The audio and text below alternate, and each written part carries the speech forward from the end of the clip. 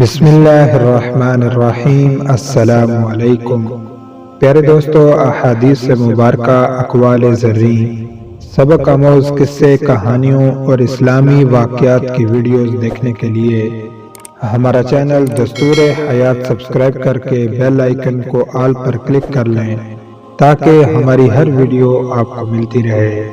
پیارے دوستو، کہتے ہیں کہ سابقہ امتوں میں سے ایک بندہ خدا ایک پہاڑ پر جہاں کسی دوسرے انسان کا گزر نہ تھا، رات دن عبادت الہی میں مشغول رہتے۔ اللہ تعالی نے اس پہاڑ پر ان کے لیے ایک انار کا درخت اگایا اور ایک چشمہ نکالا۔ وہ انار کھاتے، پانی پیتے اور عبادت کرتے۔ 400 سال اسی طرح گزارے۔ ظاہر ہے کہ جب انسان بالکل تنہا زندگی گزارے اور کوئی دوسرا نہ ہو تو نہ وہ جھوٹ بول سکتا ہے، نہ کسی کی غیبت کر سکتا ہے، نہ کوئی اور گناہ۔ جب ان کے نزع کا وقت آیا اور حضرت اسرائیل علیہ السلام تشریف لائے تو اس بندہ خدا نے کہا، اتنی اجازت دیجئے کہ میں تازہ وضو کر کے 2 رکعت نماز پڑھ لوں۔ جب دوسری رکعت کے دوسرے سجدے میں جاؤں تو روح قبض کر لینا۔ حضرت اسرائیل علیہ السلام نے کہا، میں تمہارے لیے اتنی اجازت لایا ہوں۔ اس بندہ خدا نے وضو کیا، 2 رکعت نماز پڑھی، دوسری رکعت کے دوسرے سجدے میں انتقال ہوا۔ یہ بندہ خدا قیامت کے روز جب حاضر ہوں گے، عبادت کے سوا نامہ اعمال میں گناہ تو کوئی ہوگا نہیں۔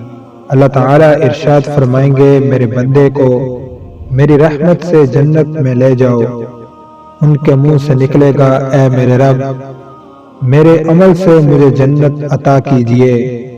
ارشاد باری تعالیٰ ہوگا، میزان قائم کی جائے، اس کی 400 برس کی عبادت ترازو کے ایک پلڑے میں رکھی جائیں، اور ہماری نعمتوں میں سے جو ہم نے اسے عطا کی، صرف آنکھ کی نعمت کو دوسرے پلڑے میں رکھا جائے۔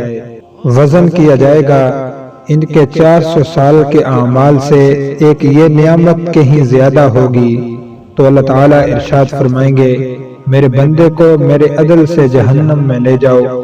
تو وہ گھبرا کر عرض کریں گے، میرے رب، میں تیری رحمت کا طلبگار ہوں۔